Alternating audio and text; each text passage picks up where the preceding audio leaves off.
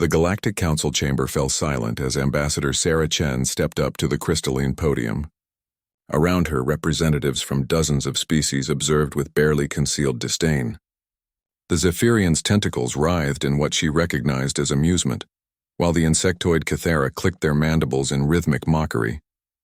The towering Vorthak simply stared down at her with their four eyes, each blink a deliberate show of contempt.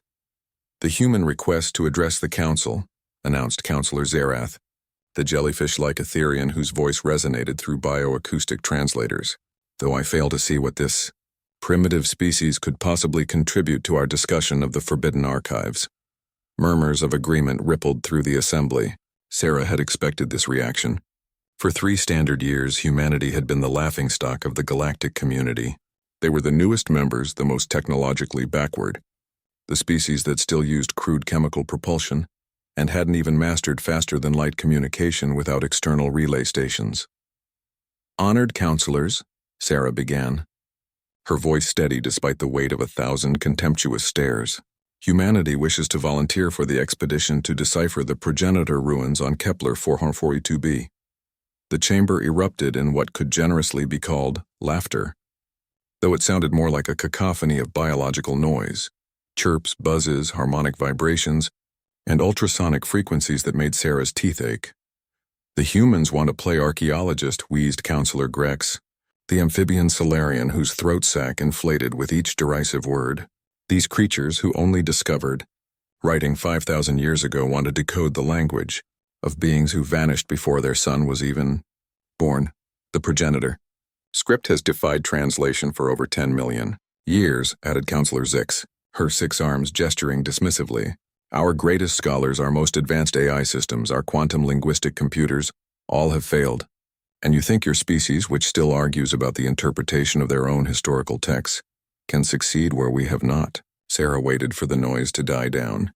She had prepared for this moment for months, studying not just the politics of the council, but the deep history that none of them wanted to acknowledge. "Perhaps," she said quietly, "that's exactly why we might succeed." The Vorthak delegate, Councillor Thane, leaned forward.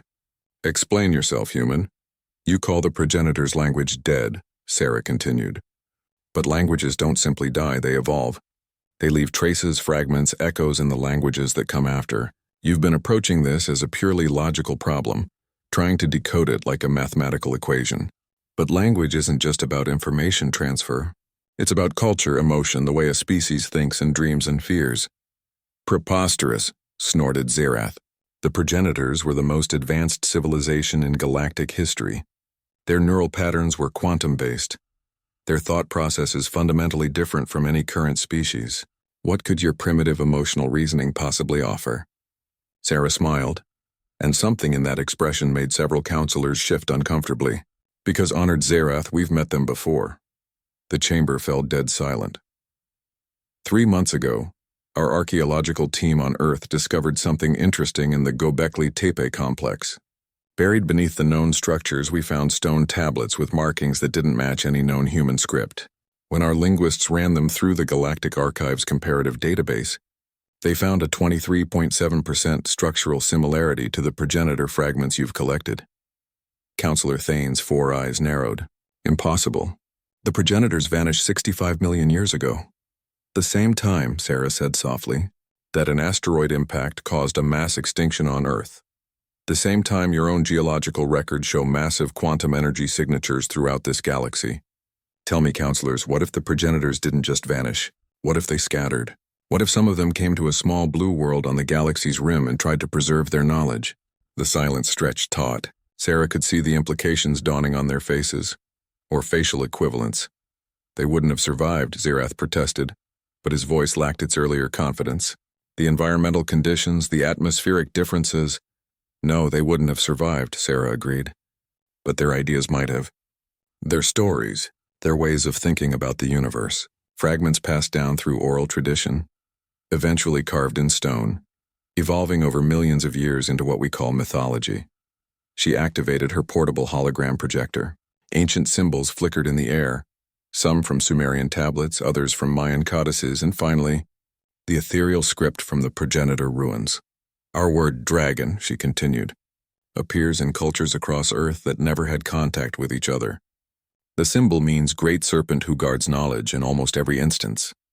The progenitor glyph for knowledge guardian is structurally identical to the dragon symbols from our earliest civilizations. The counselors leaned forward despite themselves. Our flood myths, our stories of gods who came from the stars and taught us fire, agriculture, writing. What if they weren't myths? What if they were ancestral memories degraded over millions of years but still carrying the core truth? Sarah paused, letting the weight of her words settle. You mock us for being primitive, for still struggling with our own history, but maybe that's our strength. We never threw away the old stories. We never assumed we knew everything. We kept the myths, the legends, the primitive oral traditions that you would have discarded as you advanced. And in those stories, we preserved something you lost, the memory of how the progenitors actually thought.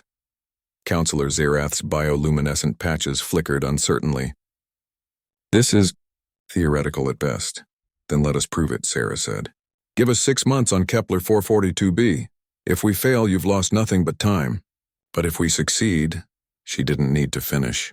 The promise hung in the air like a quantum field on the verge of collapse. Counselor Thane spoke first, his voice a low rumble. The human expedition is approved, but they go alone. If they fail, it reflects only on their species. As the council session ended and the representatives began to file out, Sarah heard the whispers, felt the shift in the chamber's atmosphere. The mockery was still there, but underneath it something new, uncertainty.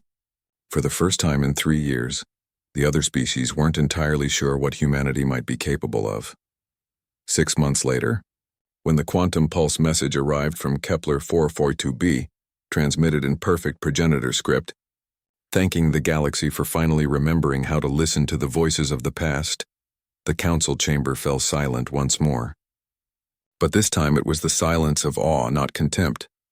And in that silence, humanity's true journey among the stars finally began.